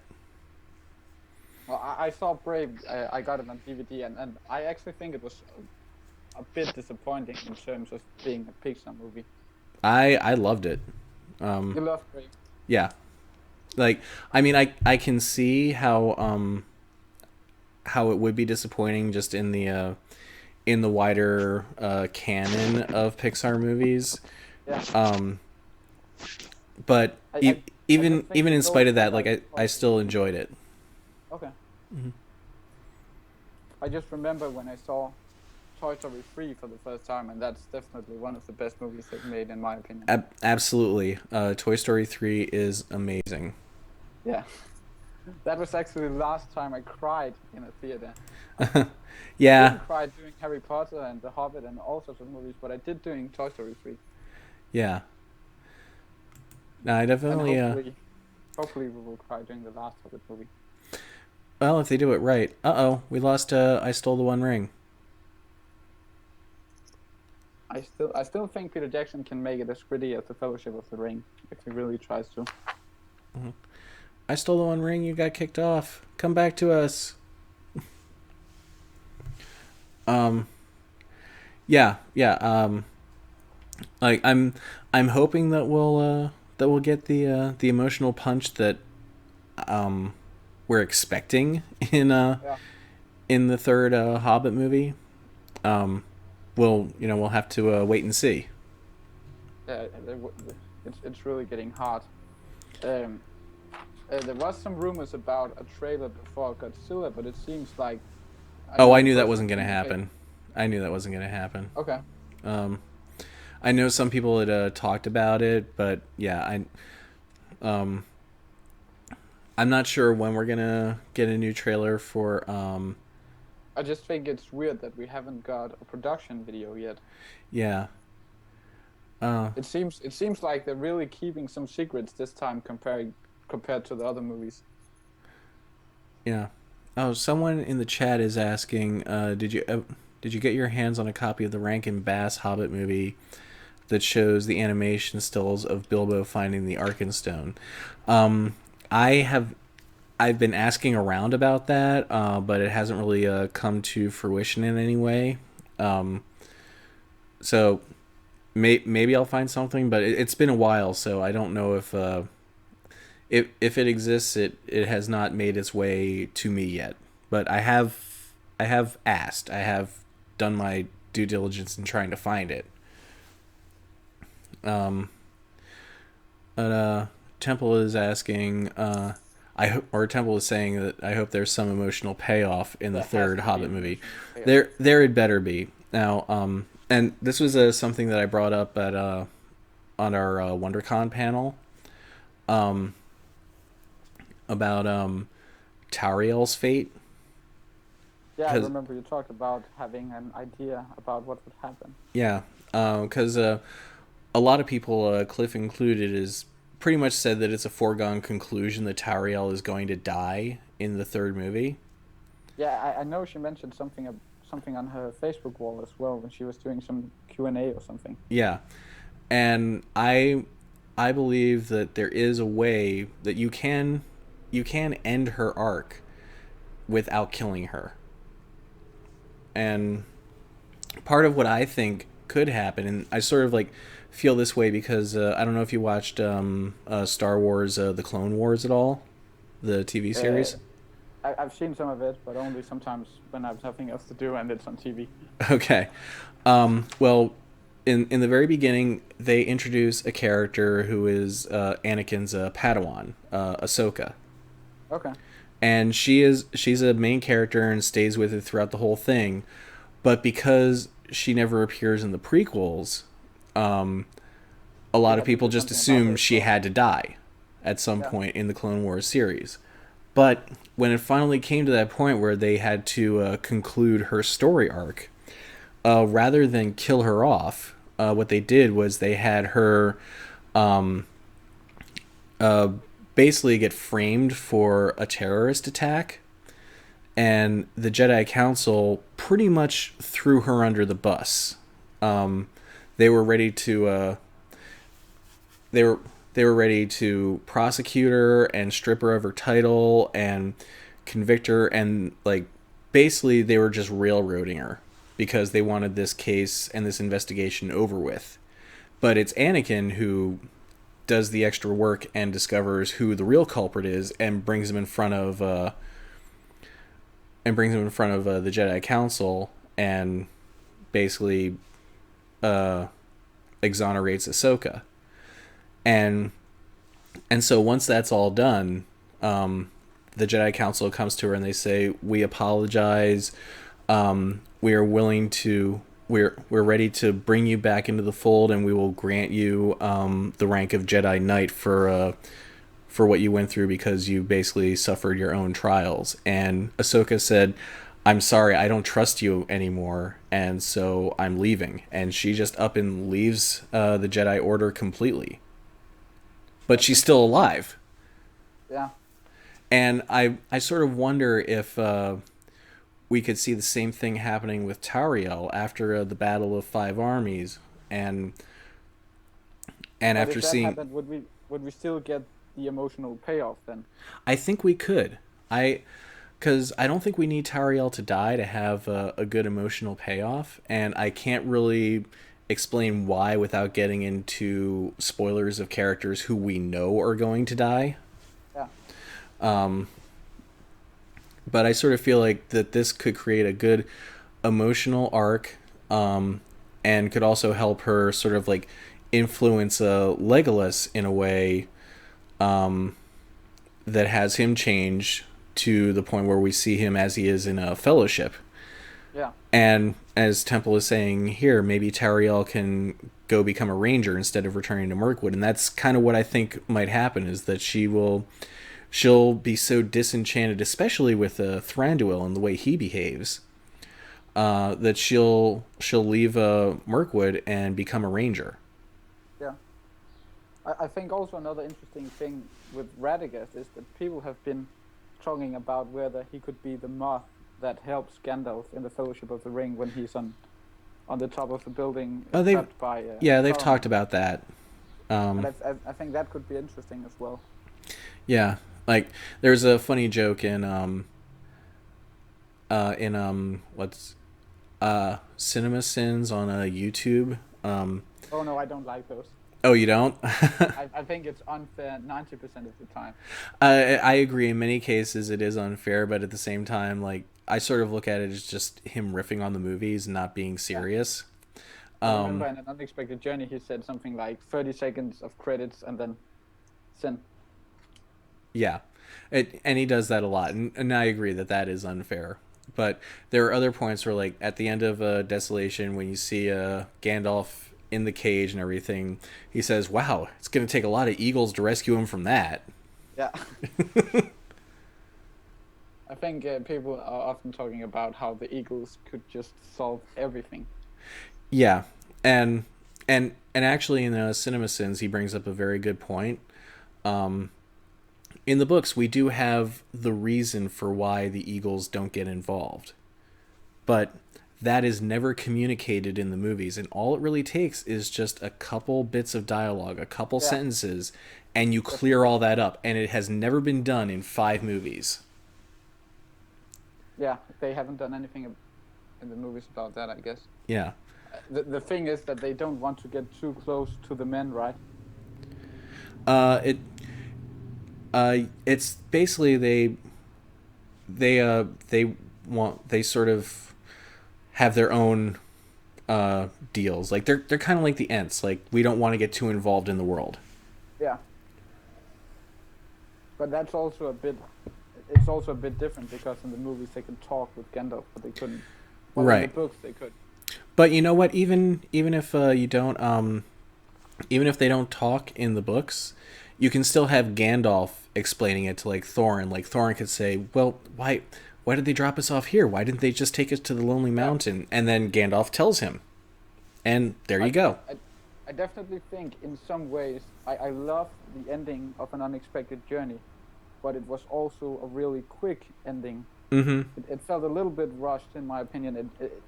The funny thing is they spend so long time at the beginning, but the further you get in the movie, the quicker things happen.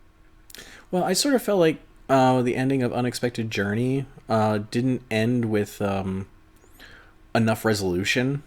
Like with the end of Fellowship, like you felt like a chapter had ended and a new one was about to begin. You really didn't feel that in Unexpected Journey. And you definitely didn't feel that in Desolation of Smaug. Yeah, it was even worse in that movie. Mm-hmm. And also I think one of the best things about Fellowship of the Ring for me is that epic quote Gandalf tells Frodo. You can sort of learn something from the Lord of the Rings movies, if you know what I mean. Mm-hmm. Well, and the Hobbit is much more. Yeah. Yeah, well, I mean, like I was talking about with Temple, there aren't as many like really nice character moments in the Hobbit movies as there are in the Lord of the Rings movies. And as I said, there weren't any in Desolation of Smaug. Mm-hmm. Well, there was one in Desolation of Smaug between Bilbo and Balin. Yeah, as we a talked about that.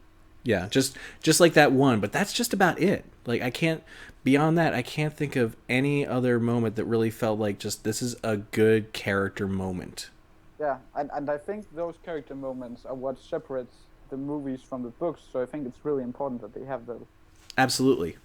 And I'm sure the extended edition, he must have cut some of them out or something. Oh, I hope so. Although, from what I'm hearing, the extended edition for Desolation of Smaug is only going to be about 25 minutes extra. But better than the 8 minutes for the first movie. Yeah. Well, I hope that it's stuff that actually helps expand the story, as opposed to Unexpected Journey, where all the added bits just felt like unnecessary fluff. I definitely think the introduction of Thorin's father in Dol Guldur will be great for the story. Oh, absolutely. If nothing else, it shows us how Gandalf got the key. Yeah, definitely. And I also think it seemed like, at the beginning of the Desolation of Smaug, they talked about him. So I think at the point they filmed that scene, they had made the decision to cut him out. Yeah. Well, here's what we were thinking, and this was something Kathy brought up on the WonderCon panel, was that how every single movie, Lord of the Rings and The Hobbit, every single one of them opens with a flashback. And so we were thinking maybe the flashback that opens up the Battle of the Five Armies will be the flashback to Gandalf's confrontation with Thrain. That could be in Dol Guldur. Yeah, but the interesting thing about the Battle of the Five, the third movie, not the Battle. I think we've heard so much about Dale, and it's supposed to be the biggest set they've ever built, at least for the Hobbit movies. Mm-hmm. We have to see. We have to see more of it than we have seen. Yeah, and we have to see some of it before it was destroyed. Yeah. So I guess we must have some flash forward or something. Maybe. But you're right. We've seen very little of Dale in its heyday. Yeah. Outside of just a couple of scenes. Yeah, and they did create Dale, before it was destroyed by Smaug and after. Yeah. And I definitely think we haven't seen everything of it when it was, before it was destroyed. Mm-hmm. I think Cliff, he had a theory on some time ago on Tuesday that the movie would have a flash forward at the end so we could see what happened when they finally rebuilt the city or something. Well, I have a feeling we're going to have a flash forward at the end regardless, just so they can bookend it with old Bilbo. Yeah, but Elijah Wood said that he hadn't filmed any more than what was in the movie. Well, so it can only be with he Ian wouldn't Holland. because he left at the end of his scene. Like, he went to meet Gandalf, so we already know what happens to Frodo after all that. But that doesn't mean that we won't see other things with Bilbo. Yes. It's been some time since I read the book, but as far as I remember, it ended with, them almost selling his house or something. Is that right? Yeah. Well, this was one thing that was in the book that I really kind of wish they had used this as the framing device, which is Gandalf and Balin visit Bilbo. Yeah, many years later, and they just sort of have a nice sit down and reminisce over everything, and I'm like, that would have been a fantastic framing device. Them telling the story. Yeah, them reminiscing over the story. Yeah. And because it's also it also sets up some interesting things in Fellowship, because Gandalf and Balin are stopping in the Shire because Balin is on his way to revive the Kingdom of Moria. Yeah, definitely. But the most important thing for me is just that when the movie ends, we hear the classic Shire theme. He has to do that. Oh yeah, there's no way there's no way we're not getting a Shire theme at the end. Yeah, because I think we had a lot of the Shire music in the first movie, and we didn't have very much of it in the second movie, which is okay in my opinion. But there wasn't much need for it, but we did hear the Shire theme at one point, and it's in that scene with Balin and Bilbo. Yeah, and it was absolutely perfect for that scene. Yeah, but I think we have to go a little bit back to that music again. Mm-hmm. Well, I mean, it needs to come full circle because the story is called There and Back Again. Yes. But there have been a lot of rumors about Peter Jackson not showing Bilbo going back again. He could just cut, that part out of the story. I kind of hope he doesn't, just because we do need that closure. I could just imagine him showing so much of the battle that we wouldn't have that at the end. Mm-hmm. But I really hope we get to see that because that's important. Yeah, totally. So also in the Lord of the Rings movies, we also had that Shire music in the third movie again. So he really has to do that. Mm-hmm. Yeah, I mean, well, we do need the story to come full circle, and him returning to the Shire is how that happens. Yes, definitely. Well, we're coming up on 2 hours now. So 2 hours and 6 minutes. Yeah, so we should probably bring this to a close.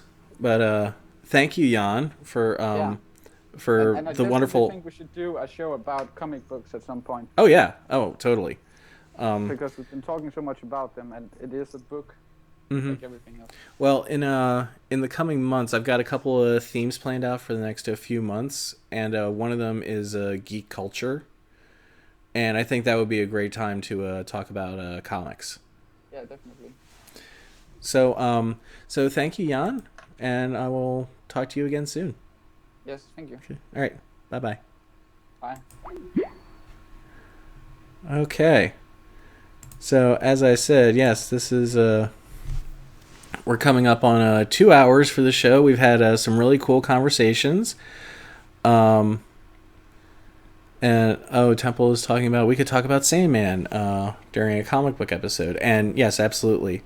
And some people in the chat were talking about Bill the Pony's backstory, which we didn't get to see in the movies, and that is very true. And that is a disappointment. I do wish we had seen more of Bill in the movies. But it is what it is. So So yeah, we're coming up on 2 hours. So I'm gonna bring this to a close. I want to thank Jan is saying, Josh, you should still take a look at The Prestige. I do want to find it. I couldn't find it on Netflix, but I'll try to find it somewhere. So next week we're going to be doing more of the same, more chats. So for those of you who weren't able to Skype in this time, please feel free to do so next week. We'll be doing this again, and I think I'm going to start making Skyping in a regular part of the show, because I kind of like having this back and forth conversation a bit more than the one-sided me talking at the chat. And Eva is saying maybe I'll call next time. Please do. I would love to talk to you, like, person to person. So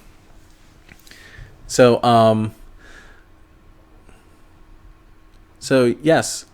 So next week, more Skyping, more getting to know everybody, more in-depth discussions about anything and everything. I'd like to thank Temple and Jan and I Stole the One Ring for Skyping in, and everybody else, Rovandir, Suzanne, Eva, everybody else who has been in the chat today, for having a lively conversation going while we've been talking up here. And so I will see you all next week. And Temple is saying, Jan, your English is very good. It is. I'm very impressed. It was great talking to you, and I will see you all next week, and never stop reading.